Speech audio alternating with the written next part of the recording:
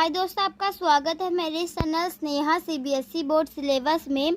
आज हम लोग क्लास 4 का ईवीएस का चैप्टर 9 करेंगे। Chapter 9 the clothes we wear, वो क्लोथ्स जो हम लोग वेयर करते हैं, पहनते हैं। Draw clothes that Ali would wear in the months mentioned below.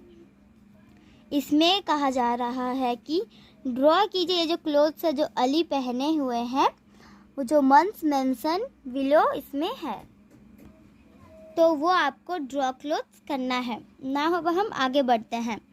Early man wore animal skins, leaves and even barks on trees as clothes। Early man जो होते हैं वो वोर करते हैं एनिमल्स का स्किन्स।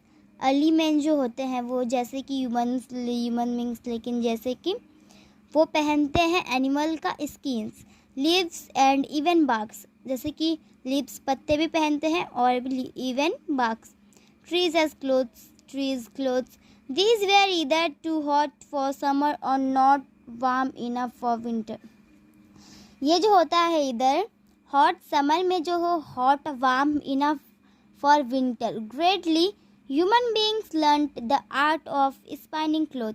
ह्यूमन बींग्स जो होते हैं वो लर्न कर लेते हैं spinning clothes.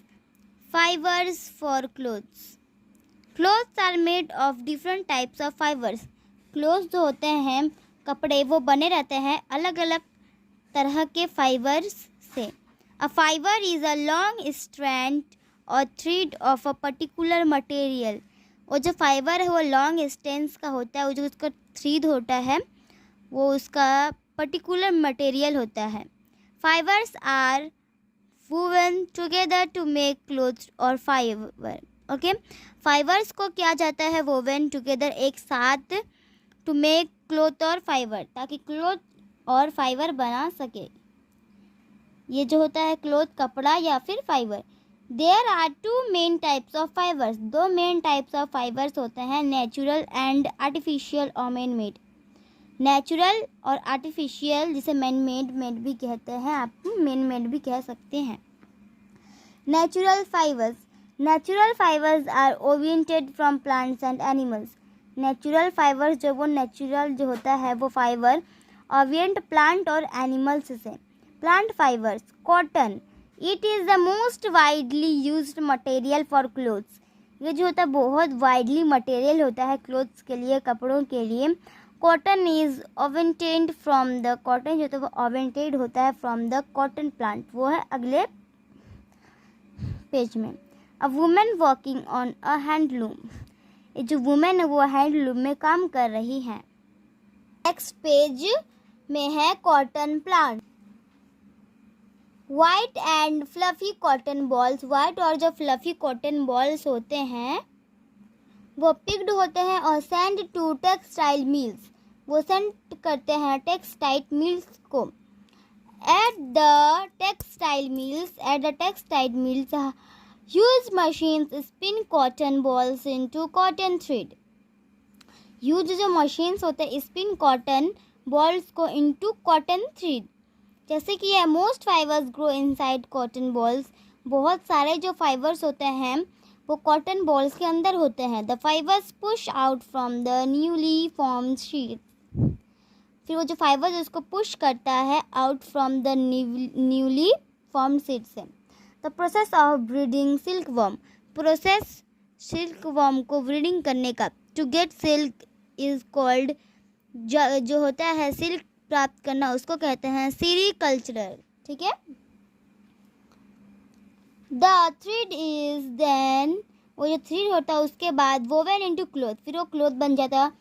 Cotton cloth can be easily dyed and washed. Cotton cloth को जो हम ईजली धो सकते हैं। Wool, it is obtained from the fleece of sheep and other animals. ये ओवेंटेड रहता, बना हुआ रहता है फ्लीस, शिप का या फिर अदर एनिमल्स का। The woollen hair on the sheep's body is first clipped. और जो शिप्स का बॉडी में जो होता है आपका, उसमें होता है जो हेयर, बालें, is first clipped. This is called sharing, उसको कहते हैं शेयरिंग। जब वो बाल को जो होता है शिप्स के शरीर से निकाल लिया जाता है। The coarse wool is then sent to a factory. फिर वो जो होता है वो कोर्स का जो ये होता है, फिर उसे वूल होता है, उसे फैक्ट्री में भेज दिया जाता है, उसे धोया जाता है। Dried and spun into yarn. फिर उसे सुखा के यार्न में डाल दिया जाता है। वूल में वी कनाइटेड बाय हैंड ऑन।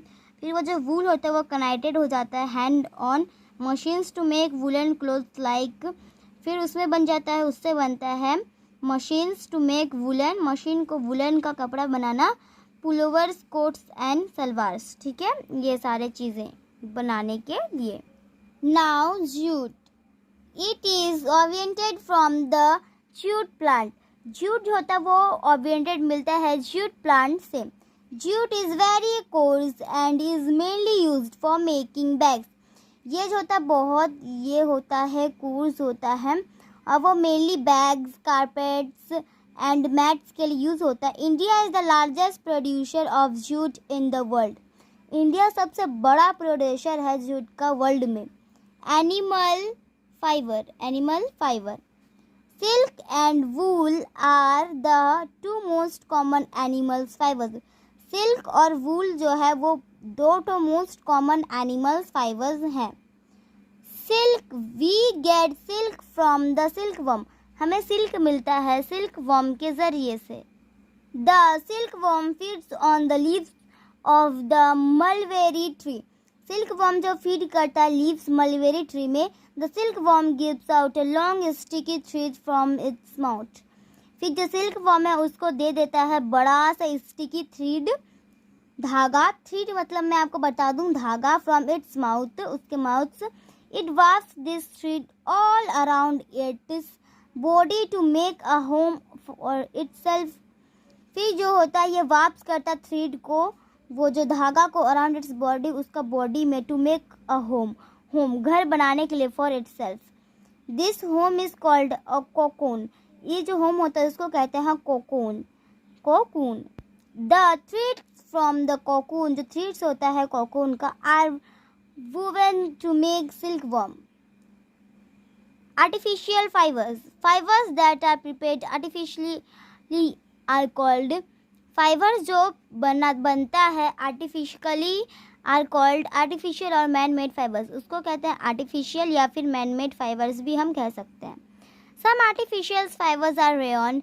कुछ जो होता है आर्टिफिशियल फाइबर वो rayon, nylon, polyester and terylene.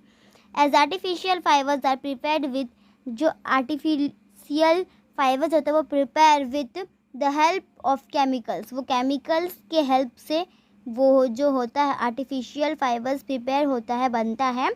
They are stronger than most natural fibres, वो स्ट्रॉन्ग होते हैं मोस्ट नेचुरल फाइबर से स्ट्रॉन्ग होते हैं। Green bite, some animals like the fox, कुछ एनिमल्स जैसे कि fox, weaver have thick hair on their bodies. उसका जो होता है वीवर, उसका जो होता है थिक हेयर होता है, पतला हेयर होता है उनका बॉडी में, शरीर में। This protects them from extreme cold, वो उन्हें प्रोटेक्ट करते हैं बहुत ठंड में। These animals are killed for their fuel which is use to make coats and skins. फिर ये जो एनिमल्स का जो वो किल्ड हो जाते हैं, मर जाते हैं, फॉर देयर फूड, उनका फूड के लिए, विच इज़ यूज, जो यूज होता है कोट्स और स्केप्स बनाने के लिए। से नो टू फूड, फूड को नो कहना। ओके, तो पार्ट 1 में इतना ही मैंने हाफ एक्सप्लेन कर दिया है। पार्ट 2 में और हम एक्सप्लेन करेंगे, एंड पार्ट 3 में question answers filling the blanks all we completed. And आज के लिए इतना ही, हम मिलते हैं अगले वीडियो में, तब तक के लिए bye bye and take care.